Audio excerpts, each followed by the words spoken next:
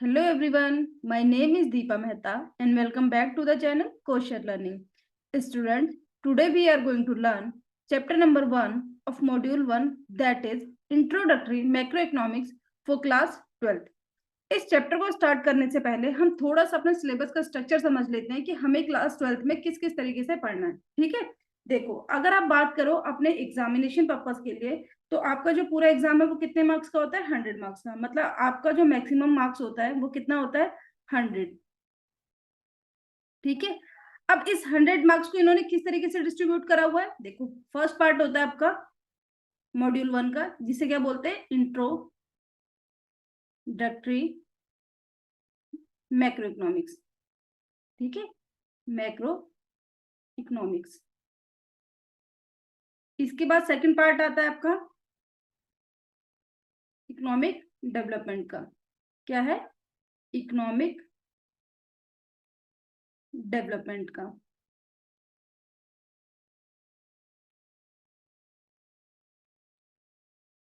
ठीक है, and third part क्या है आपका? Project work. ठीक है, थर्ड क्या है आपका? Project work. अब हमें इसमें किस किस तरीके से काम करना होता है? देखो, आपका जो इंट्रोडक्टरी मैक्रो इकोनॉमिक्स है ये कितने मार्क्स का है? 40 मार्क्स का। इसके बाद हमारा जो इकोनॉमिक डेवलपमेंट है ये भी कितने मार्क्स का है? 40 मार्क्स का। एंड प्रोजेक्ट वर्क कितना आपका? 20 मार्क्स का। तो इस तरीके से आपका क्या है? 100 मार्क्स का पेपर क्या होता है? बनता है। ठीक है, जो कि आपके सीबीएसई बोर्ड में कितने मार्क्स का आएगा? 80 मार्क्स का, जिसमें 20 मार्क्स का प्रोजेक्ट वर्क आपकी क्या हो जाता है? स्कूल लेवल पे हो जाता है। ये तो क्या हो गया? हमारा पूरा का पूरा सिलेबस हो गया। अच्छा, अब हम बात करें आगे कि हमें क्या क्या पढ़ना है, ये किस किस तरीके से पढ़ना है, या क्या हमारा बेसिकली रोड मैप होने वाला है, तो इसको हम समझते हैं कि देखो किस तरीके से हमारी जो इकोनॉमिक्स हमारे पास जो इंट्रोड्यूस हुई थी वो हुई क्लास 11th में। ठीक है, क्लास 11th में हमारे पास 2 बुक्स आई। इसके बाद क्लास 12th में हमारे पास 2 बुक्स हैं। ठीक है, class 11th and class 12th। Class 11th में आपके पास 2 मॉड्यूल कौन कौन से थे? 2 मॉड्यूल कौन कौन से थे? एक तो आपके पास स्टैटिस्टिक्स था एंड सेकंड था आपके पास माइक्रो इकोनॉमिक्स। ठीक है, माइक्रो इकोनॉमिक्स इकोनॉमिक्स जहाँ पे ये कितने मार्क्स का था? 40 मार्क्स का। ये भी कितने मार्क्स का था? 40 मार्क्स का। एंड यहाँ पे एक और था इसका प्रोजेक्ट वर्क, जो कितना था? 20 मार्क्स का। अब अगर हम बात करें अपनी इसकी क्लास 12th की, क्लास 12th में हमारे पास अगेन 2 मॉड्यूल है। कौन कौन से? पहला आपका है इंट्रोडक्टरी मैक्रो इकोनॉमिक्स, जो कि 40 मार्क्स का है। एंड इसके अलावा दूसरा क्या है हमारे पास? इकोनॉमिक डेवलपमेंट, जो कि 40 मार्क्स का है। एंड प्रोजेक्ट वर्क, जो कि हमारे पास क्या है? 20 मार्क्स का है। इसको हम ऑलरेडी डिस्कस कर चुके हैं। ठीक है, इसको क्या है? हम डिस्कस कर चुके हैं कि इस तरीके से हमें पढ़ना है। देखो, इकोनॉमिक्स की 2 ब्रांचेज हैं। क्या है? इकोनॉमिक्स की 2 ब्रांचेज है। आप इकोनॉमिक्स को 2 तरीके से स्टडी कर सकते हो। पहला होता है हमारा माइक्रो लेवल पे, ठीक है, और दूसरा होता है हमारा मैक्रो लेवल पे। पहला है क्या हमारा? माइक्रो लेवल पे, और दूसरा क्या है हमारा? मैक्रो लेवल पे। माइक्रो का मतलब क्या होता है? छोटा। मैक्रो का मतलब क्या होता है? बड़ा। मतलब हमने जो क्लास 11th में पढ़ा था माइक्रो इकोनॉमिक्स, वो क्या पढ़ा था? छोटे लेवल पे पढ़ा था। यहाँ पे छोटे लेवल का मतलब ऐसा नहीं है कि उसको शॉर्टिंग करके पढ़ा हुआ है। यहाँ पे छोटे लेवल का मतलब है कि आपने किसी इंडिविजुअल के बारे में वहां पे स्टडी करा, या किसी एक इंडिविजुअल फर्म के बारे में स्टडी करा। मतलब वहां पर क्या है? एक सिंगल कंज्यूमर किस तरीके से बिहेव करता है, एक सिंगल सप्लायर किस तरीके से बिहेव करता है, इसके बारे में स्टडी करा। अब क्लास 12th में क्योंकि हमारा फर्स्ट मॉड्यूल क्या है? Introductory macro economics. तो यहाँ पे हम जो स्टडी करेंगे वो क्या करेंगे? इकोनॉमी एज अ होल के बारे में स्टडी करेंगे। क्या करेंगे? इकोनॉमी एज अ होल के बारे में स्टडी करेंगे। ठीक है, यहाँ तक चीजें समझ में आ रही हैं कि हमने किस किस तरीके से हमारा सिलेबस डिस्ट्रीब्यूट है? यहाँ पे 2 बुक्स हो गई, यहाँ पे 2 बुक्स हो गई। जब हमने माइक्रो पढ़ा वो 11th में पढ़ा, अब हमें 12th में क्या पढ़ना है? मैक्रो इकोनॉमिक पढ़ना है। ठीक है, ये चीजें हमें पढ़नी है। अच्छा, थोड़ी सी हम चीजें देखते हैं कि मैक्रो इकोनॉमिक्स के अंदर हम पढ़ने क्या जा रहे हैं। बेसिकली ये हमें अपना सिलेबस पता होना चाहिए कि हम मैक्रो इकोनॉमिक्स में क्या पढ़ने जा रहे हैं। तो मैं मोटा मोटी आपको इसके कंटेंट बता देती हूँ कि मैक्रो इकोनॉमिक्स में हमें पढ़ना क्या है, जिससे कि तुम्हारे क्या है दिमाग में एक इमेज बन जाए कि अच्छा ठीक है, ये हमारा क्या है? सिलेबस होने वाला है। ठीक है, मैक्रो इकोनॉमिक्स के अंदर हमें क्या क्या पढ़ना होता है? देखो, मैक्रो इकोनॉमिक्स के अंदर हमें पढ़ना होता है ग्रोथ ऑफ अ नेशन के बारे में, कि किस तरीके से हमारी नेशन की ग्रोथ हो। ठीक है, ग्रोथ ऑफ नेशन के बारे में। इसके अलावा इसमें कौन सा टॉपिक कवर हो सकता है? इसमें जीडीपी को हम कवर करेंगे। इसके अलावा इसमें क्या कवर होगा? इसमें हमारा नेशनल इनकम कवर होगा। ठीक है, आप ये सारे के सारे टॉपिक अगर ध्यान से देखोगे तो ये सारे के सारे ऐसे टॉपिक हैं जिनकी क्या है इंडिविजुअल स्टडी पॉसिबल नहीं है। आपको इन्हें क्या पढ़ना होता है, इकोनॉमी एज अ होल में पढ़ना होता है। इसके अलावा हमारा क्या हो गया, एम्प्लॉयमेंट हो गया, ठीक है, एम्प्लॉयमेंट हो गया, या स्टडी ऑफ एम्प्लॉयमेंट इसे बोल सकते हो। इसके अलावा हमारे इसमें क्या हो गया, मनी किस तरीके से वर्क करता है। इसके अलावा इसमें हमारा क्या हो जाएगा, बैंकिंग हो जाएगा, ठीक है। और इसके अलावा इसमें क्या हो सकता है, इसके अलावा इसमें हो सकता है aggregate demand and aggregate supply हो सकता है, ठीक है। इसके अलावा इसमें क्या हो सकता है, गवर्नमेंट बजट हो सकता है, ठीक है। इसके अलावा इसमें क्या पढ़ सकते हैं, बैलेंस ऑफ पेमेंट पढ़ सकते हैं। तो ये कुछ हमारे क्या है टॉपिक्स हैं जो हमें मैक्रो इकोनॉमिक के अंदर क्या करने, कवर करने। आई होप इमेज बन रही होगी कि क्या है या क्या नहीं है करके। एक बार मैं फिर से पूरा का पूरा स्ट्रक्चर समझा देती हूँ कि क्या है करके। क्लास 11th में आपकी इकोनॉमिक्स को इंट्रोड्यूस करा गया, जिसमें आपकी दो बुक्स थी, ठीक है। जिसमें पहली बुक्स हमारी क्या थी, स्टैटिस्टिक्स के बारे में थी, एंड दूसरी हमारी क्या थी, माइक्रो इकोनॉमिक थी। माइक्रो इकोनॉमिक में हम क्या पढ़ते हैं, पढ़ते इकोनॉमिक्स को ही है, लेकिन वो क्या करते हैं इंडिविजुअल लेवल पे पढ़ते हैं। अब क्योंकि हम अभी क्लास 12th की स्टडी कर रहे हैं, तो क्लास 12th में अगेन हमारे पास इकोनॉमिक्स में कितने मॉड्यूल है, 2 मॉड्यूल है। पहला कौन सा है, इंट्रोडक्टरी मैक्रो इकोनॉमिक्स, या सिंपली आप उसे मैक्रो भी बोल देते हो, ठीक है। एंड सेकंड क्या है, इकोनॉमिक डेवलपमेंट है। अभी हम क्या पढ़ने जा रहे हैं, अभी हम ये पढ़ने जा रहे हैं मैक्रो इकोनॉमिक्स का चैप्टर नंबर 1। चैप्टर नंबर 1 हमें क्या बताता है, देखो चैप्टर नंबर 1 का एक बार हम क्या करते हैं, पूरा स्ट्रक्चर समझ लेते हैं कि हमें चैप्टर नंबर 1 में पढ़ना क्या है, ठीक है। चैप्टर नंबर 1 का नाम क्या है, इंट्रोडक्शन। क्या नाम है, इंट्रोडक्शन, ठीक है। किस चीज का इंट्रोडक्शन, तो मैक्रो इकोनॉमिक्स का, ठीक है। इंट्रोडक्शन यूजुअली हमारा जो फर्स्ट चैप्टर होता है किसी भी एक सब्जेक्ट का, वो क्या होता है, उसके इंट्रो को ही बताता है, ठीक है, अगर वो हमारे लैंग्वेज का सब्जेक्ट ना हो तो। इंट्रोडक्शन में बेसिकली हमें क्या पढ़ना है, देखो बहुत ही छोटा सा चैप्टर है, ठीक है, लेकिन समझने के लिए बहुत जरूरी है। तो इसमें हमें क्या पढ़ना है, सबसे पहले हमें मीनिंग पढ़ना है। क्या पढ़ना है, मीनिंग। किसका मीनिंग पढ़ना है, मैक्रो इकोनॉमिक्स का, मीनिंग ऑफ मैक्रो इकोनॉमिक्स, कि मैक्रो इकोनॉमिक्स बेसिकली है क्या। जब तक हमें इसका मीनिंग नहीं पता होगा तब तक हम आगे इसकी स्टडी कर ही नहीं सकते, या फिर अगर हम स्टडी करेंगे भी तो हमारे माइंड में कैसे रहेगा, सारे कॉन्सेप्ट थोड़े हौच पौच हो जाएंगे, ठीक है। तो सबसे पहले हमें क्या है, मैक्रो इकोनॉमिक्स की मीनिंग समझना है। इसके बाद हमें क्या समझना है, अपना सेकंड हमें क्या समझना है, डिफरेंस समझना है। अब ये डिफरेंस किसके बीच में समझना है, तो ऑब्वियस है कि डिफरेंस हमें समझना पड़ेगा किसके बीच में, difference between micro and macro economics. Micro economics and macro economics, ठीक है।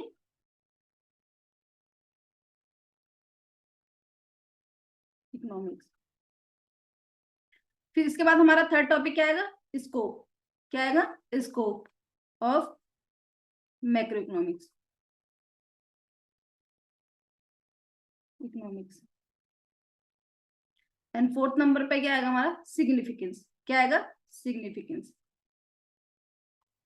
सिग्निफिकेंस ऑफ मैक्रो इकोनॉमिक्स, ठीक है।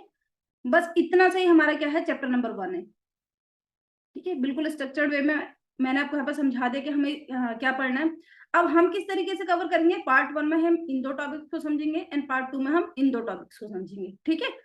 किस तरीके से समझेंगे या क्या समझेंगे, आगे चल के देखते हैं, ठीक है। सबसे पहले हम बात करते हैं मीनिंग की, ठीक है। क्या किसके बारे में पढ़ेंगे, मीनिंग। चैप्टर नंबर 1 क्या है आपका, इंट्रोडक्शन के बारे में है, ठीक है। सबसे पहले हम ये समझते हैं कि मैक्रो इकोनॉमिक्स होता क्या है। देखो मैंने जो अपनी ये पूरी फाइल प्रिपेयर करी है, ये इस तरीके से करी है कि अगर आप इस फाइल को या इस वीडियो को देख के एग्जाम लिखने बैठोगे तो आपको इन वर्ड्स का इस्तेमाल करना है, ठीक है। अपनी तरफ से कोई एक्स्ट्रा वर्ड नहीं डालने, सिर्फ इन वर्ड्स को डालना है, ठीक है। क्योंकि मैक्रो इकोनॉमिक्स ऐसी नहीं है जो बेसिकली आप क्या करोगे, अपने हिसाब से वर्ड बना के लिख के आ जाओगे, ठीक है। ये कुछ वर्ड होते हैं इकोनॉमिक्स के जो कि आपको क्या है, लिखने होते हैं अपने एग्जामिनेशन के पर्पज से, समझो। और उसके बाद क्या है, इन वर्ड्स को बेसिकली रिकॉल करने की कोशिश करो, और उसके बाद क्या है, अपने पेपर में आप इन आंसर को लिख के आ सकते हो। सबसे पहले मैक्रो इकोनॉमिक्स के मीनिंग को समझते हैं कि मैक्रो इकोनॉमिक्स का एक्चुअली में मीनिंग क्या होता है। देखो यहाँ पे बेसिकली कुछ पिक्चर्स दी गई है जो क्या बताते हैं आपको, इसके बारे में बताएगी, ठीक है। तो सबसे पहले कॉन्सेप्ट क्या है, the term macro in English has its origin in the Greek term macros which means large. देखो अगर हम बात करें पूरी इकोनॉमिक्स की, तो पूरी इकोनॉमिक्स में 2 कॉन्सेप्ट है, ठीक है, माइक्रो इकोनॉमिक और मैक्रो इकोनॉमिक। बाकी सारे कॉन्सेप्ट तो उसके अंदर हमें पढ़ने ना। तो जो माइक्रो वर्ड है एंड जो मैक्रो वर्ड है, दोनों के दोनों ही हमने कौन सी लैंग्वेज से लिए हुए हैं, ग्रीक लैंग्वेज से लिए हुए हैं, ठीक है। जहां पे मैक्रोस का मतलब भी क्या होता है, लार्ज, एंड माइक्रोस का मतलब क्या होता है, स्मॉल, ठीक है। अब क्योंकि हम मैक्रो पढ़ रहे हैं तो हमने क्या पढ़ा कि जो टर्म है मैक्रो, इसे English basically in English has its origin in the Greek term, जिसका मतलब क्या होता है macros. In the context of macro economic, large का मतलब होता है इकोनॉमी एज अ होल। ठीक है, देख बेसिकली किसी भी सब्जेक्ट को पढ़ने के लिए अगर मैंने वर्ड यूज करा लार्ज या मैंने एक वर्ड यूज करा स्मॉल, तो उसका मतलब भी तो पता होना चाहिए कि लार्ज का मतलब कितना लार्ज या स्मॉल का मतलब कितना स्मॉल। तो यहाँ पे इसने बताया कि यहाँ पे लार्ज का मतलब होता है इकोनॉमी एज अ होल। क्या बताया इसने, इकोनॉमी एज अ होल। मतलब एक देखो, जैसे हमें पता है कि इंडियन इकोनॉमी, तो ये क्या है इकोनॉमी, इसी तरीके से जापानीज इकोनॉमी, वो भी क्या है इकोनॉमी है। तो हम क्या कर रहे हैं अपनी कंट्री के बारे में जितना भी हम स्टडी कर रहे हैं वो क्या हो जाता है हमारा मैक्रो इकोनॉमिक हो जाता है। ठीक है, तो यहाँ पे हमने क्या समझा, सिंपल सा हमने ये समझा कि जो वर्ड है मैक्रो ये क्या है ग्रीक लैंग्वेज से लिया गया है, जिसका मतलब भी क्या होता है लार्ज, एंड लार्ज का मतलब क्या होता है इकोनॉमी एज अ होल। ठीक है, एक पूरी इकोनॉमी की स्टडी करना। अगर हम बात करें कि हमें अगर एग्जाम में लिख के किस तरीके से आना है, तो बिल्कुल इसी तरीके से लिख के आना है जैसे यहाँ पे लिखा हुआ है। अगर डेफिनेशन आ जाता है कि डिफाइन मैक्रो इकोनॉमिक, या लिख के आ जाता है कि व्हाट इज मैक्रो इकोनॉमिक, तो आपको इसी तरीके से क्या है लिख के आना है। मैक्रो इकोनॉमिक इज डिफाइंड, क्या लिखा हुआ है इसमें, macro economic is defined as that branch of economics which studies economic issues. क्या इसने बोला कि मैक्रो इकोनॉमिक क्या चीज है, मैक्रो इकोनॉमिक को ब्रांच ऑफ इकोनॉमिक क्या है, ये ब्रांच ऑफ इकोनॉमी इकोनॉमिक्स है, जो कि किसकी स्टडी के बारे में बताता है, ये बताता है इकोनॉमिक इश्यूज और economic problem at the level of an economy as a whole. देखो किसी भी पर्टिकुलर सब्जेक्ट में जब कोई प्रॉब्लम होता है तभी हम क्या करते हैं उसको बेसिकली स्टडी करने की कोशिश करते हैं। अगर सब कुछ अच्छा अच्छा होगा तो बेसिकली हमें उसे पढ़ने की जरूरत ही नहीं है फिर। ठीक है, हिस्ट्री को पढ़ा गया क्योंकि उसमें कुछ प्रॉब्लम है, इकोनॉमिक्स को पढ़ा जा रहा है उसमें कोई प्रॉब्लम है, बिजनेस को पढ़ा जाता है क्योंकि इसमें कुछ प्रॉब्लम होती है।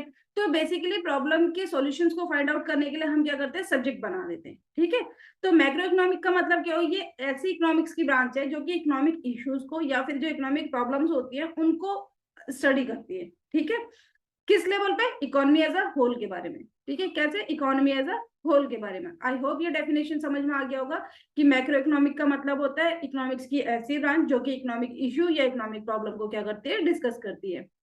ये सिंपल सा मीनिंग था मैक्रो इकोनॉमिक का, या डेफिनेशन थी मैक्रो इकोनॉमिक के। अच्छा, अभी हम समझते हैं कि मैक्रो इकोनॉमिक किन किन इश्यूज के बारे में बताता है हमें। इससे पहले मैंने जब हम चैप्टर अपना स्टार्ट कर रहे थे, ये चैप्टर के इंट्रो से भी पहले मैंने तुम्हें बताया था कि मैक्रो इकोनॉमिक के अंदर हमें क्या क्या पढ़ना होता है। तो मैंने बताया था कि हम एम्प्लॉयमेंट के बारे में पढ़ते हैं, हम ग्रोथ के बारे में पढ़ते हैं, या फिर हम गवर्नमेंट बजट के बारे में पढ़ते हैं, या फिर हम बैलेंस ऑफ पेमेंट के बारे में पढ़ते हैं। अगर आप पेपर में लिख के आओगे तो आपको भी इसी तरीके से लिख के आना है कि ये स्टडी है किस चीज की, it studies such problems, क्या लिखा इसने, it studies such economic questions that concern the welfare of a resident of a country। अच्छा, यहाँ पे छोटी सी ना हमें चीज समझनी है, पहले इसको समझ लेते हैं कि देखो कि हम जब माइक्रो इकोनॉमिक पढ़ रहे थे, ठीक है, जब क्या है माइक्रो इकोनॉमिक पढ़ रहे थे एंड जब हम मैक्रो इकोनॉमिक पढ़ रहे हैं, तो इन दोनों के बीच में जो मेन पर्पस है या जो मेन डिफरेंस है वो क्या है micro economic and macro economic के, मैक्रो इकोनॉमिक। हालांकि डिफरेंस में हम इसे बहुत ज्यादा अच्छे से समझेंगे, लेकिन एक छोटा सा डिफरेंस यहाँ पे समझा देती हूँ। यहाँ पे यूजुअली जो पार्टिसिपेंट होते हैं ना वो कौन होते हैं, कंज्यूमर होता है, ठीक है, सप्लायर होते हैं। यहाँ पे जो मैक्रो इकोनॉमिक में जो पार्टिसिपेंट होते हैं वो क्या होते हैं, गवर्नमेंट होती है। ठीक है, गवर्नमेंट होती है।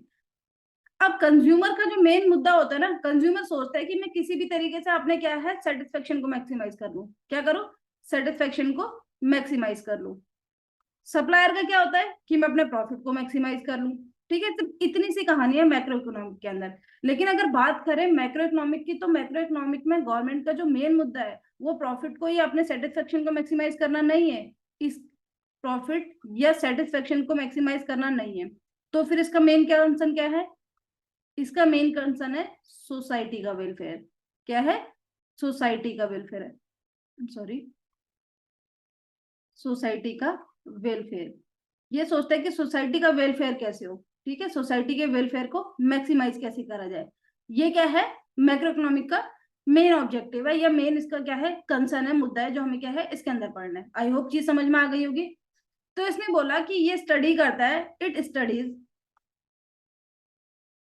सच economic questions that concern the welfare of all resident. क्या इसने बोला, इसकी जो स्टडी है वो किसके ऊपर बेस्ड है, वेलफेयर ऑफ ऑल रेजिडेंट के of a country. These questions are like employment के बारे में स्टडी हो सकती है, ग्रोथ के बारे में स्टडी हो सकती है, गवर्नमेंट बजट के बारे में स्टडी हो सकती है, बैलेंस ऑफ पेमेंट के बारे में स्टडी हो सकती है, एक्सचेंज रेट के बारे में स्टडी हो सकती है, या इसके अलावा हमारी मनी के बारे में स्टडी हो सकती है, बैंकिंग के बारे में स्टडी हो सकती है। ठीक है, तो ये सारे के सारे जो कंसर्न्स हैं, ये सारे के सारे जो बेसिकली टॉपिक्स हैं जो हमें क्या है कवर करने होते हैं किसके अंदर, मैक्रो इकोनॉमिक के अंदर। अब बात करते हैं macro economic also studies how government can improve the state of economy of a country. ठीक है, इसका मतलब अल्टीमेटली क्या होगा कि सोसाइटी को बेहतर कैसे कर सकते हैं, ये मैक्रो इकोनॉमिक के अंदर हमें पढ़ना होता है। ठीक है,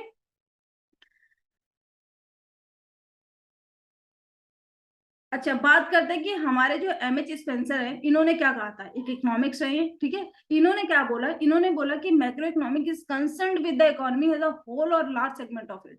इसने क्या बोला कि जो मैक्रो इकोनॉमिक है, जो मैक्रो इकोनॉमिक है वो क्या है, इकोनॉमी एज अ होल के बारे में स्टडी करा है। शुरू से तो हम यही समझते आ रहे हैं। ठीक है, ये इन्होंने भी हमें बताया कि एम एच स्पेंसर ने हमें क्या बोला कि जो इकोनॉमी है ना वो एज अ होल और लार्ज सेगमेंट ऑफ इट, मतलब ये बड़े सेगमेंट को कवर करती है। देखो, जब भी इकोनॉमी एज अ होल के बारे में बोले जा रहे तो इसका मतलब ये नहीं कि 100% पॉपुलेशन, लेकिन मोस्ट ऑफ द पॉपुलेशन के बारे में स्टडी करी जाती है। ठीक है, in macro economics attention is focused on such problem as the level of unemployment, the rate of inflation, the nation's total output and other matter of economic wide significance. Again उसी चीज को इन्होंने repeat करा है कि macro economics में हमें पढ़ना किसके बारे में, मैक्रो इकोनॉमिक्स में हमें उन समस्याओं को पढ़ना है जो क्या है बड़े लेवल पे हमारे यहाँ पे प्रेवलेंट है, जैसे अनएम्प्लॉयमेंट हो गया, या फिर एम्प्लॉयमेंट की स्टडी हो गई, या फिर हमारा क्या हो गया एक्सचेंज रेट हो गया, या फिर हमारी बैंकिंग सिस्टम कैसे काम कर रहा है, हमारी मनी का इंट्रोडक्शन कैसे हुआ, या फिर हमारा एक्सचेंज रेट कैसे काम कर रहा है। तो ये सारे के सारे कंसर्न क्या है हमें मैक्रो इकोनॉमिक्स के अंदर पढ़ने होते हैं बेसिकली। अच्छा ठीक है, अगर तुम्हें मैक्रो इकोनॉमिक्स की डेफिनेशन के बारे में समझ में आ गया तो एक बार मोटा मोटी इसको क्या करते हैं हम रिवाइज कर लेते हैं कि मैक्रो इकोनॉमिक है क्या। कहते हैं मैक्रो इकोनॉमिक्स इकोनॉमिक्स की वो ब्रांच है जो कि क्या करते हैं हमारी इकोनॉमिक प्रॉब्लम को या इकोनॉमिक इश्यूज को डिस्कस करती है एक बड़े लेवल पे। ठीक है, इकोनॉमी एज अ होल में ये क्या करते हैं उसको डिस्कस करती है। बस इतनी सी डेफिनेशन थी। अगर आपके एग्जाम में लिखने के लिए आता है तो आप क्या लिख के आओगे, इस वाले पैराग्राफ को लिख के आओगे पूरा। ठीक है, कि जो हमारी मैक्रो इकोनॉमिक है वो इस ग्रीक वर्ड से लिया गया है, जिसमें मैक्रोस का मतलब लार्ज होता है। ठीक है, और लार्ज का मतलब इकोनॉमी एज अ होल के रूप में से पढ़ा गया। आई होप आपको मीनिंग समझ में आ गया होगा। ठीक है, इसके बाद हम अगला हमारा टॉपिक क्या है, macro economic versus micro economics. क्या है, macro economics versus micro economics. आपके पेपर में मोस्ट रिपीटेड क्वेश्चन है ये, बहुत बार ये क्वेश्चन क्या होता है रिपीट हो जाता है कि क्या है ये क्या नहीं है करके। आपको क्या करना है इसमें वन बाय वन चीजों को समझना है कि मैक्रो इकोनॉमिक क्या होता है, माइक्रो इकोनॉमिक आता है। ठीक है, आप जब भी पेपर में लिख के आओगे तो आपके आंसर क्या कैसा होना चाहिए, एकदम स्ट्रक्चर्ड वे में होना चाहिए। ठीक है, पहले हेडिंग लिखो फिर उसके बाद उसकी डिटेल लिखो। ऐसा नहीं कि सिर्फ आपने डिटेल डिटेल लिख दी या फिर आपने हेडिंग हेडिंग लिख दिया। हेडिंग क्या होती है, आपकी पूरी जो डिटेल आप लिखते हो ना उसका बेसिकली एक शॉर्ट समरी होता है कि हम आगे इसके बारे में बताने जा रहे हैं। ठीक है, तो जब भी आप इकोनॉमिक्स के या फिर किसी भी बिजनेस के किसी भी एक पर्टिकुलर सब्जेक्ट के आंसर को ड्राफ्ट करते हो तो सबसे पहले आपको क्या है उसकी बेसिकली हेडिंग बनानी आनी चाहिए।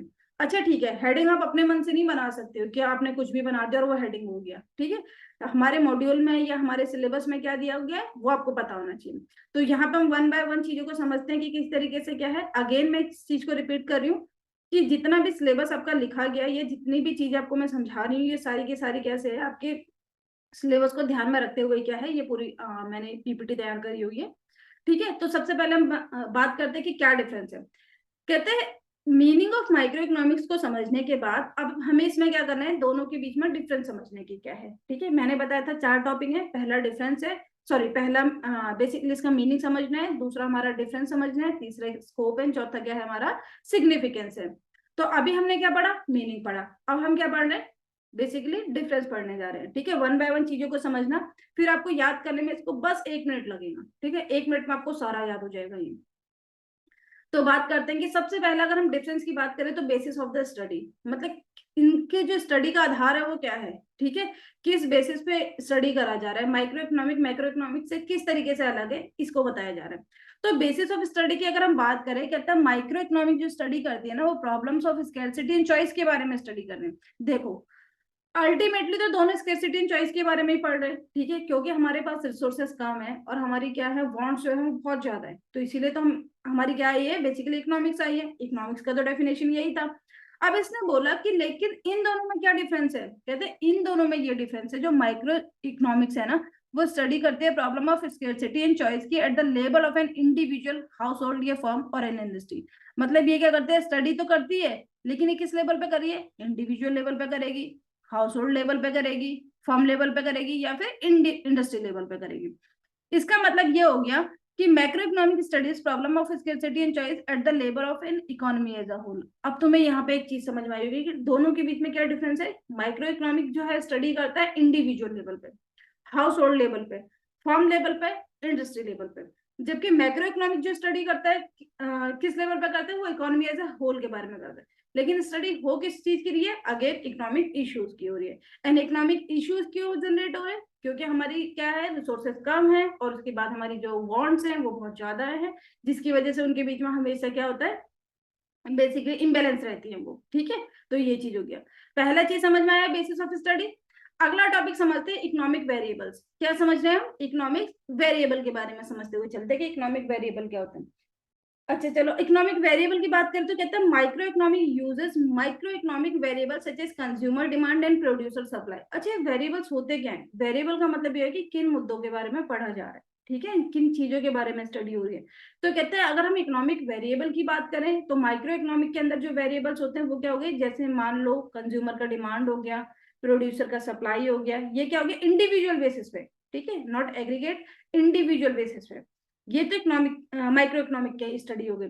अगर हम बात करें मैक्रो इकोनॉमिक की, तो macroeconomic on the other hand use करता है variable such as aggregate demand and aggregate supply. अच्छा, aggregate demand and aggregate supply क्या होता है, इसको समझते हैं। ठीक है, अगर हम बात करें कि हमारी एग्रीगेट डिमांड या एग्रीगेट सप्लाई क्या होती है, इसको समझते हैं। एग्रीगेट डिमांड, अच्छा एग्रीगेट डिमांड का जो कॉन्सेप्ट है ऑलमोस्ट एग्रीगेट सप्लाई का भी सेम कॉन्सेप्ट होगा, तो मैं सिर्फ तुम्हें यहाँ पे क्या है एक कर समझा देती हूँ कि एग्रीगेट डिमांड क्या है। देखो, एग्रीगेट डिमांड का मतलब क्या होगी, मान लो किसी इकोनॉमी के अंदर, जैसे हम बात करते हैं सिर्फ इंडियन इकोनॉमी की बात करते हैं, तो यहाँ पे बेसिकली क्या है, चार कंज्यूमर है, A B C and D, ये चार कंज्यूमर है। अब ये जो है ये डिमांड करता है 40 की, ये डिमांड करता है 30, ये डिमांड कर रहा है 20 एंड ये डिमांड कर रहा है 60। ठीक है, तो अगर हम इन सबको ऐड करेंगे तो इन सबको हमारा ऐड करके कितना हो जाएगा 150। तो ये क्या हो गया, मेरा एग्रीगेट डिमांड हो गया, मतलब एक नेशन के अंदर टोटल जो कंज्यूमर है वो इतने डिमांड कर रहे हैं। जबकि डिमांड का मतलब क्या हो गया, मैंने बोला कि यहाँ पे क्या है हमारा बेसिकली एक कंज्यूमर है जिसका नाम क्या है पी, अब ये डिमांड करता है मान लो 15 की, तो यहाँ पे डिमांड कितनी हो गई 15। ये तो हम माइक्रो एंड मैक्रो के बीच में डिफरेंस समझने की कोशिश कर रहे हैं कि ये क्या है इंडिविजुअल स्टडी है। ठीक है, सिर्फ एक इसने क्या बताया, सिर्फ पी के बारे में बताया, लेकिन मैक्रो इकोनॉमिक क्या है, इकोनॉमी एज ए लार्ज है। तो ये क्या कर रहा है, टोटल जितने भी कंज्यूमर इकोनॉमी के अंदर प्रेजेंट है उन सबकी डिमांड को बता रहा है, तो इसे क्या बोलते हैं, एग्रीगेट डिमांड बोलते हैं। आई होप चीज समझ में आ गई होगी। तो इसने बोला कि इकोनॉमिक वेरिएबल की बात करें तो ये क्या है, इंडिविजुअल कस्टमर के या इंडिविजुअल प्रोड्यूसर के बारे में बताते हैं। जबकि अगर हम बात करें मैक्रो इकोनॉमिक के अंदर तो वो एग्रीगेट डिमांड या एग्रीगेट सप्लाई के बारे में बात करते हैं। ठीक है, बेसिस ऑफ स्टडी समझ में आ गया कि क्या था, इसके बाद इकोनॉमिक वेरिएबल समझ में आ गया कि क्या था। अब हम क्या करते हैं, अपने नेक्स्ट पॉइंट की तरफ चलते हैं। इकोनॉमिक एजेंट क्या होता है, इसको समझते हैं। ठीक है, थोड़ा इंटरेस्टिंग सा टॉपिक है। इकोनॉमिक एजेंट क्या होता है, economic agent refer to the individual and institutions who take economic decision. क्या मतलब हुआ इसका, इसका मतलब कुछ ऐसे हुआ, इकोनॉमिक एजेंट का मतलब क्या होता है, वो इंडिविजुअल्स या वो इंस्टीट्यूशंस जो क्या करते हैं, इकोनॉमिक डिसीजन को लेते हैं। अच्छा, ये इकोनॉमिक डिसीजन होता क्या है, इकोनॉमिक का मतलब होता है something which is related to money, कोई ऐसी चीज जहां पे मनी का इन्वॉल्वमेंट है। जैसे मैंने बोला कि सपोज करो मैंने 10 रुपए देके एक पेन खरीदा, तो ये एक इकोनॉमिक डिसीजन है। ठीक है, क्योंकि यहाँ पे पैसे का इन्वॉल्वमेंट है। तो बात करते हैं माइक्रो इकोनॉमिक के अंदर हमारे इकोनॉमिक एजेंट्स कौन होते हैं, या फिर मैक्रो इकोनॉमिक के अंदर हमारे इकोनॉमिक एजेंट्स कौन होते हैं। ठीक है, तो इकोनॉमिक कहते हैं इंडिविजुअल इकोनॉमिक एजेंट में हमारे इंक्लूड होते हैं कंज्यूमर। अगर हम बात करें माइक्रो इकोनॉमिक की तो वहां पे क्या होते हैं, जो हमारे इकोनॉमिक एजेंट होते हैं ना, उसमें या तो हमारे कंज्यूमर होंगे या फिर हमारे प्रोड्यूसर होंगे। ठीक है, यूजुअली ये क्या होता है, हमारे इकोनॉमिक एजेंट होते हैं। और इनका जो मेन फोकस होता है वो क्या होता है, मैक्सिमाइजेशन ऑफ पर्सनल गेन। मतलब इनका जो मेन मुद्दा होता है वो ये होता है कि हम अपने पर्सनल गेन को कैसे मैक्सिमाइज कर सकते हैं। मतलब इनको अपने प्रॉफिट को मैक्सिमाइज करना है, इनको इस चीज से कोई मतलब नहीं होता कि बाकी सोसाइटी किस तरीके से बिहेव कर रही है या बाकी हमारी जो गवर्नमेंट है वो किस तरीके से बिहेव कर रही है, इससे कोई मतलब नहीं है। मेन फोकस क्या है या मेन मुद्दा क्या है, अपने प्रॉफिट को मैक्सिमाइज करना। अब हम बात करते हैं कि हमारे इंस्टीट्यूशनल इकोनॉमिक यूनिट क्या होती है। देखो, जैसे कि यहाँ पे नाम से ही पता चल रहा है कि इंस्टीट्यूशनल का मतलब किसी इंस्टीट्यूशन की बात हो रही है। तो अगर हम बात करें कि इंस्टीट्यूशनल इकोनॉमिक इंक्लूड, इसमें कौन कौन आते हैं, इसने बोला इसमें आरबीआई आ सकता है, इसमें सेबी आ सकता है, या फिर इसके अंदर हमारा कौन आ सकता है, आईएमएफ आ सकता है, इसके अंदर हमारा कौन आ सकता है, वर्ल्ड बैंक आ सकता है। ये सारे के सारे क्या है, इंस्टीट्यूशनल इकोनॉमिक यूनिट्स है, ठीक है। They focus on the maximisation of social welfare. इसने क्या बोला कि इनका जो फोकस होता है वो किस चीज का होता है, सोशल वेलफेयर को मैक्सिमाइज करना होता है। इनका मेन मुद्दा प्रॉफिट कमाना नहीं होता, ठीक है, क्योंकि ये क्या है, एक नेशन के लिए काम कर रहे हैं, एंड नेशन का मेन मुद्दा कभी भी प्रॉफिट नहीं कमाना होता। प्रॉफिट कमाना उसका सेकेंडरी ऑब्जेक्टिव हो सकता है, लेकिन फर्स्ट ऑब्जेक्टिव हमेशा सोशल वेलफेयर ही रहेगा। तो इकोनॉमिक अगर हम बात करें, अब इकोनॉमिक एजेंट कौन है, तो माइक्रो लेवल पे तो हमारे कंज्यूमर या फिर प्रोड्यूसर कौन हो गए, इकोनॉमिक एजेंट हो गए। जबकि मैक्रो लेवल पे आपके जो इकोनॉमिक एजेंट होंगे वो कौन होंगे, वो होंगे हमारे सेवी, वो होगा हमारा आरबीआई, वो होगा हमारा वर्ल्ड बैंक, वो होगा हमारा आईएमएफ। ये सब क्या हो जाएंगे, हमारे मैक्रो लेवल पे इकोनॉमिक एजेंट हो जाएंगे। आई होप डिफरेंस समझ में आ रहा होगा, ठीक है। यहाँ पे एक इमेज भी दिया गया है, ये क्या है हमारा मैक्रो लेवल पे है, ये क्या हमारा मैक्रो लेवल पे है, ठीक है। ये क्या हमारा मैक्रो लेवल पे है, ये भी क्या हमारा मैक्रो लेवल पे है। जबकि ये क्या है, इंडिविजुअल्स है, ये क्या हमारे माइक्रो लेवल पे स्टडी कर रहे हैं, ठीक है। अभी तक हमने क्या समझा, हमने समझा basis of study economic variable और इकोनॉमिक एजेंट के बारे में। अभी हमें आगे पढ़ना है किसके बारे में, डिग्री ऑफ एग्रीगेशन के बारे में। क्या पढ़ना है, डिग्री ऑफ एग्रीगेशन के बारे में। अच्छा, अगर हम डिग्री ऑफ एग्रीगेशन की बात करें तो यहाँ पे इसने बोला कि इन माइक्रो इकोनॉमिक्स के अंदर there is a limited degree of aggregation of economic variable compare to macro economic. Obvious है, मैक्रो इकोनॉमिक आप छोटे लेवल पे स्टडी कर रहे हो तो वहां पे डिग्री ऑफ एग्रीगेशन भी कैसा हो जाता है, लिमिटेड होता है। जबकि अगर हम बात करें मैक्रो इकोनॉमिक की, तो मैक्रो इकोनॉमिक तो पूरी इकोनॉमी की या पूरे नेशन की स्टडी होती है ना। तो वहां पर हमारा क्या हो जाता है कि बेसिकली एग्रीगेशन की बात करें या डिग्री ऑफ एग्रीगेशन की बात करें तो वो क्या होता है, मतलब बहुत बड़े लेवल पे होता है। माइक्रो इकोनॉमिक स्टडी करता है equilibrium of an industry, it is an aggregation of all the firms producing a particular commodity. जबकि अगर हम बात करें मैक्रो इकोनॉमिक की, तो ये क्या करता है, इक्विलिब्रियम, ये स्टडी करता है किसकी, इकोनॉमी एज अ होल के बारे में। इट इज एन एग्रीगेशन, ठीक है, aggregation of all economic unit of a economy. अच्छा, इसको समझते हैं कि ये बेसिकली क्या कहना चाह रहे हैं, ठीक है। देखो, डिग्री ऑफ एग्रीगेशन के बारे में पढ़ने जा रहे हैं, ठीक है, जो कि हमारा फोर्थ डिफरेंस है किसके बीच में, माइक्रो इकोनॉमिक और मैक्रो इकोनॉमिक के बीच में, ठीक है, एग्रीगेशन के बारे में। अभी हमने बोला कि हम क्या है, स्टडी कर रहे हैं माइक्रो इकोनॉमिक्स में, ठीक है, माइक्रो इकोनॉमिक्स में, माइक्रो इकोनॉमिक्स में हम स्टडी कर रहे हैं, ठीक है, आगे समझ में। अब मैंने बोला कि माइक्रो इकोनॉमिक्स में क्या है कि बेसिकली हम एक बात कर लेते हैं, सपोज कर टूथपेस्ट बनाने वाली कंपनी की बात कर लेते हैं, ठीक है। तो यहाँ पे क्या हो गया, एक कॉलगेट है, ठीक है, इसके अलावा एक पेप्सोडेंट हो गया, इसके अलावा हमारा एक हो गया मान के चलते पतंजलि का, ठीक है, पतंजलि का। अब ये क्या करता है, ये पर्टिकुलर इंडस्ट्री के बारे में बात कर रहा है। जैसे इसने बोला कि अगर कॉलगेट की जो है पूरे साल की सेल कितनी है, वो 100 रुपीज की है, पेप्सोडेंट की कितनी है, 90 रुपीज की है, पतंजलि की कितनी है, 80 रुपीज की है। तो इसने बोला कि टोटल हमारी जो डिमांड हो गई, वो सॉरी सेल हो गई, वो 270 की है। डिग्री ऑफ एग्रीगेशन इसका इतना ही है, लिमिटेड है। इसने क्या करा, पर्टिकुलर इंडस्ट्री के बारे में बात कर ली। अब अगर हम बात करें कि सपोज करो इसी चीज को अगर हमें मैक्रो लेवल पर पढ़ना होता तो हम कैसे पढ़ते हैं, मैक्रो लेवल पर आप ऐसे नहीं पढ़ोगे कि सिर्फ हम इस इंडस्ट्री की बात करें या उस इंडस्ट्री की बात करें। यहाँ पे सारी चीजों को लिया जाएगा। जैसे मैंने बोला कि यहाँ पे सपोज करो हमें स्टील इंडस्ट्री की सेल को भी देंगे, यहाँ पे हम क्या करेंगे, अपनी फूड इंडस्ट्री की सेल को भी लेंगे, यहाँ पे हम अपनी कोल इंडस्ट्री या पेट्रोलियम इंडस्ट्री की बात करेंगे, ठीक है। यहाँ पे हम अपनी गोल्ड की बात करेंगे, यहाँ पे हमारी बैंकिंग से कितना बैंकिंग चैनल से कितना पैसा हमारा क्या हो रहा है, सर्कुलेट हो रहा है मार्केट में, उसके बारे में बात करेंगे। तो ये क्या करता है, सारी इंडस्ट्री का जितना भी होगा टोटल, उन सब के बारे में बात करेगा, ठीक है, उन सब के बारे में बात करेगा कि अच्छा ठीक है, अब हमारा क्या है, इतना रिवेन्यू या इतना सेल क्या है मार्केट से जनरेट हो रहा है। तो माइक्रो इकोनॉमिक में आपने देखा बहुत छोटे से लेवल पे पढ़ा जा रहा है, एक पर्टिकुलर इंडस्ट्री की स्टडी को पढ़ा जा रहा है। जबकि मैक्रो लेवल में क्या करा जा रहा है, सारी जितनी भी इंडस्ट्री है ना, उन सबके बारे में पढ़ा जा रहा है। अच्छा, अब एक चीज आप बोलोगे कि देखो, अगर हम बात करें माइक्रो इकोनॉमिक अच्छा है या मैक्रो इकोनॉमिक अच्छा है, तो आप बोलोगे माइक्रो इकोनॉमिक में तो हमें अलग अलग पता चल जा रहा है कि अच्छा ठीक है, इस वाली इंडस्ट्री से इतना पैसा आया, उससे इतना पैसा आया। जबकि मैक्रो इकोनॉमिक में तो ऐसा कुछ स्टडी है ही नहीं। तो ऐसा नहीं होता।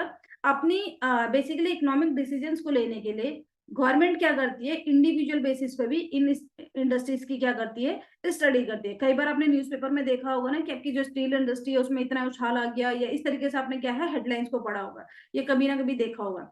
तो गवर्नमेंट क्या करती है, जब भी मैक्रो लेवल पे स्टडी करती है तो इनका तो एग्रीगेशन करती ही करती है, इसके साथ साथ इनको इंडिविजुअल बेसिस पे भी स्टडी करेगी। जैसे गवर्नमेंट ये देखेगी कि यार हमारे बैंकिंग चैनल से का क्या हाल है, ठीक है, तो बैंकिंग का अलग से भी देखेगी। तो बैंकिंग में वो देखेगी कि अच्छा ठीक है, एसबीआई का ये प्रॉफिट रहा, एचडीएफसी का ये प्रॉफिट रहा, ठीक है, तो इनका अलग से एग्रीगेशन भी वो क्या करती है, हमेशा बना के चलती है, ठीक है ना। इसको क्या बोलते हैं, इस पूरी स्टडी को बोलते हैं स्ट्रक्चरल चेंज, ठीक है, क्या बोलते हैं, स्ट्रक्चरल चेंज, ठीक है। स्ट्रक्चरल चेंज का मतलब क्या हो गया कि एग्रीगेशन तो देखना ही देखना है, लेकिन इंडिविजुअल बेसिस पे भी देखना है कि हमारी जो बैंकिंग इंडस्ट्री है उसका क्या हाल है, होटल इंडस्ट्री का क्या हाल है, ठीक है, या फिर टूरिज्म का क्या हाल है। तो बेसिकली हमें क्या है, इंडिविजुअल बेसिस पे भी देखना होता है, जिससे कि गवर्नमेंट इस तरीके के इकोनॉमिक डिसीजन ले सके। अच्छा, इस पर्टिकुलर इंडस्ट्री में इतना लॉस चल रहा है तो इसको रिवाइव करने की जरूरत है, या एक पर्टिकुलर इंडस्ट्री बहुत अच्छा काम कर रही है तो चलो ठीक है, इसको और बेटरमेंट में इसमें काम करना है, या कोई इंडस्ट्री ऐसी है जो ह्यूज लॉस कर रही है तो बेसिकली उसके ऊपर क्या डिसीजन लेना चाहिए। तो ये भी क्या करती है गवर्नमेंट हमारी, स्टडी करती है, ठीक है। Degree of aggregation I hope समझ में आ गया होगा कि क्या करना होता है। डिग्री ऑफ एग्रीगेशन में हमने पढ़ लिया कि बेसिकली क्या है। अगर हम देखें कि माइक्रो इकोनॉमिक में हमारा डिग्री ऑफ एग्रीगेशन कैसे है, लिमिटेड है, ठीक है, जबकि मैक्रो इकोनॉमिक में वो लिमिटेड नहीं है, वो क्या है, बहुत बड़ा है, बहुत ही बड़ा, ठीक है। मतलब आप एक चीज सोच के देखो कि एक देश के अंदर पूरे साल भर में कितना ट्रांजेक्शन होता है, उन सब का टोटल क्या होता है, मैक्रो इकोनॉमिक के अंदर होता है, ठीक है। तो ये डिग्री ऑफ एग्रीगेशन हो गया। अब आगे पढ़ते हैं हम अपने डिफरेंट सेट ऑफ अजम्पशंस को लेके। क्या पढ़ते हैं, डिफरेंट सेट ऑफ अजम्पशंस को लेके। देखो, micro economic and macro economic में कुछ कुछ एजम्पशंस है जो लिए जाते हैं, ठीक है ना। जैसे इसने बोला कि कुछ एजम्पशंस ऐसे होते हैं जो माइक्रो इकोनॉमिक के अंदर कांस्टेंट रहते हैं, मतलब हम मान के चलते हैं कि ये कांस्टेंट है, जबकि वही वाले हमारे जो बेसिकली वेरिएबल्स हैं वो चेंज हो जाते हैं मैक्रो के अंदर। सिमिलरली कभी कभी ऐसा भी होता है कि कुछ चीजें हम क्या करते हैं, मैक्रो के अंदर मान के चलते हैं कि कांस्टेंट है, लेकिन वही चीज हमारी क्या हो जाती है, माइक्रो के अंदर क्या होती है, चेंज होती रहती है। जैसे एक छोटा सा एग्जांपल हम लेके चलते हैं कि माइक्रो के अंदर ना हम हमेशा ये मान के चलते हैं, जब भी हम माइक्रो इकोनॉमिक्स की स्टडी को करते हैं, ठीक है, माइक्रो इकोनॉमिक्स में जैसे हमने वहां पे क्या है, इंडिविजुअल डिमांड या फिर हमने क्या है, मार्केट डिमांड के कॉन्सेप्ट को पढ़ा था, ठीक है, 11वीं क्लास में। तो वहां पर हम ये मान के चलते हैं कि हमारा जो एम्प्लॉयमेंट है ना वो हमेशा 100% रहता है, ठीक है। एम्प्लॉयमेंट है उसको क्या मान के चलते हैं कि ये क्या है, हमारा कांस्टेंट है। लेकिन एक्चुअल में आपको जो एम्प्लॉयमेंट है वो कांस्टेंट होता ही नहीं है। आपने देखा होगा कि एम्प्लॉयमेंट में तो डेली बेसिस पे मतलब डेली बेसिस पे उसके पैटर्न में चेंज आता जाता है। तो माइक्रो इकोनॉमिक में हमने एम्प्लॉयमेंट को क्या मान लिया कि ये कांस्टेंट है, लेकिन एक्चुअल में कांस्टेंट मैक्रो लेवल पर होता नहीं है। मैक्रो लेवल पे क्या कैसा होता है, हमेशा चेंज होने वाला इसका नेचर होता है, ठीक है। इसी तरीके से अगर हम बात करें कि क्या कहते हैं मैक्रो लेवल पे अगर हम बात करें, ठीक है, मैक्रो इकोनॉमिक की अगर हम बात करें तो मैक्रो इकोनॉमिक क्या करता है कि हमारे जो डिस्ट्रीब्यूशन ऑफ इनकम है ना, जो डिस्ट्रीब्यूशन ऑफ इनकम है ये कैसा है, कांस्टेंट है। डिस्ट्रीब्यूशन ऑफ इनकम क्या है, कांस्टेंट है, ठीक है। जैसे ये क्या करता है, एक छोटी सी चीज समझते हैं यहाँ पे। माइक्रो इकोनॉमिक के अंदर हम क्या निकालते हैं, नेशनल इनकम निकालते हैं, ठीक है। नेशनल इनकम में हम बेसिकली करते क्या है, जितनी भी हमारी बेसिकली टोटल इनकम होती है, मोटा मोटी समझा रहे हैं यहाँ पे भी, कि जितनी भी हमारी टोटल इनकम होती है इसको डिवाइड कर देते हैं नंबर ऑफ पीपल से, ठीक है। तो हम क्या बोलते थे कि मान लो कि हमारी यहाँ पे नेशनल इनकम निकल के आई, sorry national not national income, per capita income, ठीक है, पर कैपिटा इनकम जो हमारी निकल के आई, पर कैपिटा इनकम जो हमारी निकल के आई, वो मान के चलो कि हमारी 100 रुपीज निकल के आई। अब हम क्या मान रहे हैं कि मैक्रो इकोनॉमिक में हर एक इंसान की जो इनकम है या हर एक इंडिविजुअल की इनकम क्या है, 100 है। तो हमने इसको क्या मान लिया, ये कांस्टेंट है। लेकिन क्या एक्चुअल में ऐसा होता है, नहीं। एक्चुअल में हम देखेंगे कि हमारे यहाँ पे जो डिस्क्रिमिनेशन है या हमारे यहाँ पे जो गैप है इनकम के बीच में, वो बहुत बड़ा है, ठीक है, बहुत ही बड़ा है। कुछ लोग आपने देखा होगा कि बहुत ज्यादा अमीर है और कुछ लोग क्या है, बहुत ज्यादा गरीब है। लेकिन मैक्रो इकोनॉमिक में ये चीज नहीं देखी जाती। मैक्रो इकोनॉमिक में क्योंकि national income per capita income के बारे में स्टडी होती है, तो वो कहते हैं कि on an average her person की इनकम कितनी है, 100 है। तो आई होप ये चीज आपको समझ में आई होगी कि माइक्रो इकोनॉमिक के अंदर एम्प्लॉयमेंट को कांस्टेंट लिया जाता है, जो कि एक्चुअल में मैक्रो इकोनॉमिक के अंदर क्या हो जाता है, चेंजिंग नेचर का होता है। सेम थिंग अगर हम बात करें मैक्रो इकोनॉमिक के अंदर, तो यहाँ पे डिस्ट्रीब्यूशन ऑफ इनकम कैसा होता है, ये कैसा होता है कि ये मान के चलते हैं कि हमारा कांस्टेंट है, जबकि माइक्रो में अगर आप इसे पढ़ोगे तो ये चीज क्या हो जाती है, हमारी चेंजिंग इन नेचर हो जाती है। तो आई होप चीजें समझ में आ रही होंगी, ठीक है। तो डिफरेंट सेट ऑफ अजम्पशन, ये चीज समझ में आ गई होगी। अब बात करते हैं सेंट्रल इश्यूज की। सेंट्रल इश्यूज में कहता है allocation of resources is the central issue in micro economic, determination of overall level of output is the central issue in micro economic. मतलब अगर हम बात करें कि माइक्रो इकोनॉमिक के अंदर मेन जो मुद्दा होता है वो क्या होता है, वो ये होता है कि रिसोर्सेज का एलोकेशन कैसे करा जाए कि कंज्यूमर का मैक्सिमम सेटिस्फेक्शन हो जाए या प्रोड्यूसर का प्रॉफिट मैक्सिमाइजेशन हो जाए। तो ये क्या होता है, सेंट्रल मुद्दा होता है किसमें, हमारे मैक्रो इकोनॉमिक के अंदर, किसके अंदर, माइक्रो इकोनॉमिक के अंदर। लेकिन अगर हम बात करें micro economic sorry macro economic की, तो यहाँ पे क्या होता है, determination of overall level of output and employment is the central issue. यहाँ पे ये क्या बोलता है, देखो यहाँ पे क्या है, allocation of resources is the central issue in micro economy. इनका मेन मुद्दा क्या है कि रिसोर्सेज को किस तरीके से बांटा जाए। अगर किसी पर्सन के पास 100 रुपए, तो वो कैसे अपने 100 रुपए को खर्च करे कि उसका जो प्रॉफिट है वो मैक्सिमाइज हो जाए, या उसका जो बेसिकली सेटिस्फेक्शन है वो मैक्सिमाइज हो जाए। लेकिन मैक्रो इकोनॉमिक, क्योंकि मैक्रो इकोनॉमिक तो कभी प्रॉफिट के मैक्सिमाइजेशन की बात ही नहीं करता, इसका मेन मुद्दा क्या होता है, सोसाइटी का मैक्सिमाइजेशन, मतलब सोसाइटी का वेलफेयर की मैक्सिमाइजेशन। तो ये क्या बोलता है, determination of overall level of output and employment central issue होता है इसका। ठीक है, कि कैसे ये अपनी क्या कर सके, बेसिकली जो एम्प्लॉयमेंट है उसको मैक्सिमम लेवल पे लेके जा सके, जिससे कि हमारे क्या क्या होगा, सोसाइटी का वेलफेयर हो सके।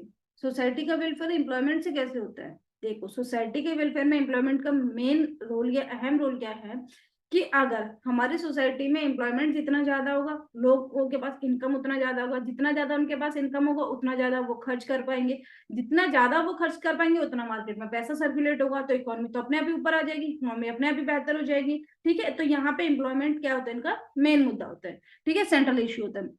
अब अगर हम अब की बात करें, हमारा क्या है अगला कंसर्न, क्या है, मेथड ऑफ स्टडी। क्या है, method of study. Method of study में कहता है कि macro economic is often describe as general equilibrium analysis. क्या करता है, ये जनरल इक्विलिब्रियम एनालिसिस की बात करता है।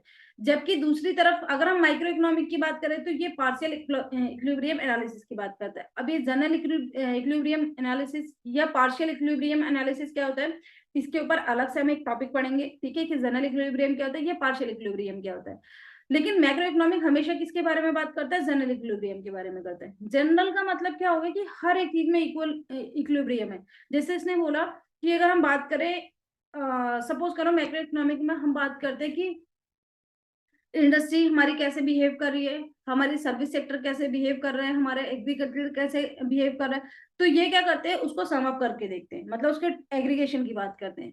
और जब ये एग्रीगेशन की बात करते हैं, तो ये क्या करते हैं, अपने एक सीधा सीधा अपने एक रिजल्ट प्रोवाइड कर देते हैं। जैसे ये क्या बोलेंगे, हमारी जो जीडीपी में ग्रोथ है वो 6% की है, या हमारी जो बेसिकली जीडीपी में ग्रोथ है वो 9% की है। तो ये क्या बता रहे हैं, ये जनरल इक्विलिब्रियम के बारे में बता रहे हैं। इसका मतलब ये हुआ कि हर एक सेक्टर 6-6% से बढ़ जाएगा, या हर एक सेक्टर हमारा 9-9% से बढ़ेगा। तो ये जनरल इक्विलिब्रियम की बात करते हैं। लेकिन माइक्रो इकोनॉमी के अंदर क्योंकि हम इकोनॉमी एज अ होल की बात ही नहीं करते, तो वहां पे हम क्या करते हैं, अलग अलग बताते हैं। जैसे हम बोलेंगे कि सपोज करो हमारी जो स्टील इंडस्ट्री की अगर हम सिर्फ बात करेंगे, तो हम बोलेंगे कि हमारी जो स्टील इंडस्ट्री है वो पिछले साल के मुकाबले इस साल कितना है, 20% ग्रोथ करने वाली है। तो ये क्या हो गया, हमारा पार्शियल इक्विलिब्रियम हो गया। ठीक है, अगर हम सारी इंडस्ट्रीज को या सारे हम अपने सेक्टर्स को साथ में लेकर स्टडी करते हैं, तो वो जनरल इक्विलिब्रियम हो जाता है। लेकिन अगर किसी पर्टिकुलर एक के बारे में बात करते हैं, तो पार्शियल इक्विलिब्रियम हो जाता है। आई होप आराम से समझ में आ रहा होगा। अभी हम बात करते हैं नेक्स्ट की, माइक्रो मैक्रो पैराडॉक्स। क्या चीज होती है, कहता है what is logical at the micro level may not be logical at the macro level. इसने क्या बोला, कुछ चीजें जो माइक्रो लेवल पर अच्छी लगती है ना, वो जरूरी नहीं है कि मैक्रो लेवल पर भी सही हो। जैसे एक छोटा सा एग्जांपल लेके चलते हैं, कि देखो पहले इस एग्जाम्पल को समझने से भी पहले हम क्या करते हैं, छोटे से क्या करते हैं, एग्जाम स्टोरी समझते हैं। देखो जैसे ये है मिस्टर ए, ठीक है, ये मिस्टर ए है। अब इनके पास क्या है, 100 रुपए। ठीक है, इनके पास क्या है, 100 रुपए। 100 रुपए इनकी क्या हो गई, इनकम हो गई। ठीक है, 100 रुपए इनकी क्या हो गई, इनकम हो गई।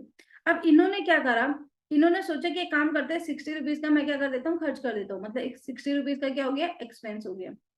तो यहाँ पे कितना हो गया, 40 रुपए का क्या हो गया, हमारा सेविंग हो गया। अब सुनने में ये चीज बहुत अच्छी लग रही है कि इसने क्या करा, मिस्टर ए ने 40 रुपए सेव कर लिया। ठीक है, ये चीज हमारी लॉजिकल है माइक्रो इकोनॉमिक में। जब हम मिस्टर ए के इंडिविजुअल लेवल पे उसकी स्टडी कर रहे हैं, ये चीज लॉजिकल लगती है हमारी क्या है, माइक्रो इकोनॉमिक लेवल पे, कि 40 रुपए का सेविंग एक हैंडसम अमाउंट है। ठीक है, उन्होंने 40% क्या करा, सेव करा। लेकिन एक चीज देखो, अगर हम इसी चीज को मैक्रो लेवल पे स्टडी करते हैं, कि मिस्टर ए ने 40 रुपए सेव करा, मिस्टर बी ने कुछ करा, मिस्टर सी ने कुछ करा, मिस्टर वाई ने कुछ करा, तो यहाँ पे बेसिकली क्या हो गई, सेविंग का अमाउंट तो बहुत ज्यादा हो गया। ठीक है, जैसे मैंने बोला कि सारे लोगों की सेविंग अगर मैंने जोड़ के देखा तो 500 का सेविंग है। सेविंग तो हो गया, लेकिन क्या सेविंग एक अच्छी चीज है? नहीं, सेविंग इज नॉट गुड। ठीक है, सेविंग की जगह अगर हम इन्वेस्टमेंट की तरफ जोर देना तो ये बेहतर एक चीज है। ठीक है, सेविंग का मतलब क्या हुआ, आपने पैसा सेव करके अपने जेब में रखा हुआ है। अब वो 500 रुपए आपके हमेशा ही 500 ही रहने वाले हैं। ठीक है, वो क्या है, बढ़ने वाले तो है नहीं। लेकिन अगर आप उसको इन्वेस्ट कहीं पे कर देते, जैसे मिस्टर ए ने इस 40 रुपए को ले जाके, मान लो कि इन्होंने क्या करा होता, किसी बैंक में एफडी बनाया होता। ठीक है, किसी बैंक में एफडी बना के इसको इन्वेस्ट कर दिया होता, तो आज इनका ये 40 रुपए क्या है, 40 रुपए में इनको मान लो कि 5 रुपए का इंटरेस्ट मिलता, तो ये कितना हो जाता, 45 रुपीज हो जाता। अब आप बोलोगे कि बैंक इसका क्या करता है, बैंक इसका क्या करता है, आगे इसको लोन देने में काम करता। मान लो कि बैंक ने ही 40 रुपए का लोन दे दिया, तो बैंक ने कितना कमाया इसमें, इंटरेस्ट कितना कमाया, 10 रुपए कमाया। ठीक है, तो अब यहाँ पे क्या हुआ, 5 रुपए का प्रॉफिट इसको हुआ, 10 रुपए का प्रॉफिट बैंक को हुआ। ठीक है, 10 रुपए का प्रॉफिट बैंक ने कमाया। अब इसने जिसको लोन दिया उसने अपने हिस्से क्या करा, एक बिजनेस में इन्वेस्ट करा। उसने क्या करा, इस 40 रुपए में, इस 40 रुपए से अपना बिजनेस बनाया जिसमें उसने 70 रुपए कमाए, तो इसको प्रॉफिट कितने का हुआ, 30 रुपए का हुआ। तो आपने देखा कि जब तक पैसा सेविंग में पड़ा हुआ है तब तक वो एज इट इज है, लेकिन जब वो पैसा सेविंग से इन्वेस्टमेंट बनता है तो वो कई लोगों को क्या करता है, एम्प्लॉयमेंट प्रोवाइड करता है, कई लोगों को प्रॉफिट जनरेट करता है, और हमारी जो इकोनॉमी है उसमें भी ग्रोथ को लेके आता है। सेविंग में आपका जो 40 रुपए है वो 40 ही रहने वाला है, लेकिन अगर सेविंग की जगह आप उसे इन्वेस्ट कर देते हो तो 40 रुपए आपका क्या बनाएगा, 70 रुपए बनाएगा। तो आई होप ये चीज समझ में आ रही होगी कि कुछ चीजें हमारी सिर्फ माइक्रो लेवल पे ही लॉजिकल लगती है, जबकि अगर आप उसे मैक्रो लेवल में पढ़ते हो तो वो क्या हो जाती है, आपकी इलॉजिकल हो जाती है। ठीक है, अभी सब वापस समझते हैं। What is logical at the micro level may not be logical at the macro level. If an individual saves more, he adds to his future prosperity. अगर एक इंडिविजुअल क्या करता है, बहुत ज्यादा सेव करता है, तो अपनी फ्यूचर प्रोस्पेरिटी में ऐड करता है। मतलब वो क्या सोचता है कि अच्छा आज मैंने 40 रुपए बचाए तो ठीक है, मेरा फ्यूचर अच्छा होने वाला है क्योंकि मैं पैसे बचा रहा हूँ। लेकिन सारे के सारे लोग अगर क्या करेंगे, सेव करना शुरू कर देंगे, तो जो डिमांड है गुड्स के लिए या सर्विस के लिए वो डिक्लाइन हो जाएगी, है ना। क्योंकि वो क्या कर रहे हैं, खर्च कम कर रहे हैं, सेव ज्यादा कर रहे हैं, मार्केट में पैसा जा ही नहीं रहा। और जब मार्केट में पैसा जा नहीं रहा तो उसका मतलब क्या हो रहा है, इन्वेस्टमेंट हो नहीं पा रहा है। जब इन्वेस्टमेंट होगा ही नहीं, जैसे मान लो मिस्टर ए अगर अपने पैसे को लेके बैंक में जाएंगे ही नहीं, तो क्या बैंक को प्रॉफिट होगा, नहीं। क्या बैंक लोन दे पाएगा, नहीं। क्या कोई जो दूसरी एक बिजनेस पर्सन है, क्या वो अपने बिजनेस में पैसे को इन्वेस्ट कर पाएगा, नहीं। क्या वो 30 रुपए कमा के गवर्नमेंट को टैक्स दे पाएगा, तो बोलेंगे नहीं। ठीक है, तो जब इसका मतलब तो आपकी जो इकोनॉमी है वो वहीं पे क्या हो गई, एक तरीके से स्टेबल हो चुकी है ना। तो इसने बोला कि कॉन्सिक्वेंटली इन्वेस्टमेंट में decline, production and employment level में फॉल। ठीक है, तो सारी की सारी चीजें क्या हो जाएंगी, खराब हो जाएंगी। तो इसका मतलब ये चीजें हुई कि हमें जो है अपने सेविंग को इन्वेस्टमेंट पे कन्वर्ट करना पड़ेगा। ठीक है, माइक्रो लेवल पे सेविंग अच्छी लगती है, लेकिन मैक्रो लेवल पे जो सेविंग है उसको बेसिकली प्रमोट नहीं करा जाता है, अप्रिशिएट नहीं करा जाता है। इवन मैक्रो लेवल पे किस चीज को अप्रिशिएट करा जा रहा है, इन्वेस्टमेंट को अप्रिशिएट करा जा रहा है। आई होप आप लोगों को मीनिंग समझ में आ गया होगा, आप लोगों को माइक्रो सॉरी डिफरेंस समझ में आ गया होगा कि माइक्रो एंड मैक्रो के बीच में क्या डिफरेंस था। अब आप सोचोगे यार डिफरेंस तो पढ़ लिए, समझ में भी आ गया, अब इसको याद कैसे करा जाए, क्योंकि पेपर में तो अल्टीमेटली इसको लिख के आना है ना। दिक्कत यह होती है कि पेपर में हमें डिटेल तो याद हो जाती है कि डिटेल में अंदर लिखना क्या है, ये सारी चीजें तो याद होती है क्योंकि हम स्टोरी के फॉर्म में पढ़ रहे हैं, लेकिन ये हेडिंग्स कैसे याद हो। तो हेडिंग्स को हम किससे याद करेंगे, निमोनिक से याद कर लेंगे। किससे याद कर लेंगे, निमोनिक से। क्या निमोनिक बनेंगे, देखो निमोनिक बनेंगे BC2DL। ठीक है, बहुत सिंपल सा वर्ड है BCDE, ये तो चार हमारे क्या हो जाएंगे, कॉन्जिक्यूटिव लेटर हो गए। ठीक है, BCDE और उसके बाद M। ठीक है, इतना सा आपको याद करना है, BC डैम के नाम से आपको ये क्या है, याद करना है। अच्छा, BC डैम में क्या इसका मतलब हुआ, ये हम क्या पढ़ने जा रहे हैं, ये हमने पढ़ा है कि हम इसको निमोनिक से कैसे याद रखें। ठीक है, difference between micro economic and macro economic को हम बेसिकली कैसे समझे। तो अच्छा, हमने 8 डिफरेंसेस को समझा था। 2 का मतलब D भी 2 बार आएगा, E भी 2 बार आएगा और M भी 2 बार आएगा। ठीक है, NBC का मतलब 1 टाइम। तो B का मतलब यहाँ पे क्या हो गया, बी का मतलब यहाँ हो गया बेसिस ऑफ स्टडी। ठीक है, आप भी इस तरीके से याद करोगे तो बहुत इजीली याद हो जाएगा, बेसिस ऑफ स्टडी। ठीक है, इसके बाद ये हो गया हमारे बी का मतलब। इसके बाद सी का मतलब क्या हो गया, सेंट्रल इश्यूज। ठीक है, याद आ रही, ये सारी की सारी चीजें हमने पढ़ी थी, सेंट्रल इश्यूज। ठीक है, इसके बाद 2 बार हमारा डी है, तो डी का मतलब क्या होगा, इसी तरीके से आपको हमेशा इसको लिखना है। ठीक है, डी का मतलब क्या होगा, डिग्री ऑफ एग्रीगेशन। क्या होगा, पहले वाले डी का मतलब क्या हो गया, डिग्री ऑफ एग्रीगेशन,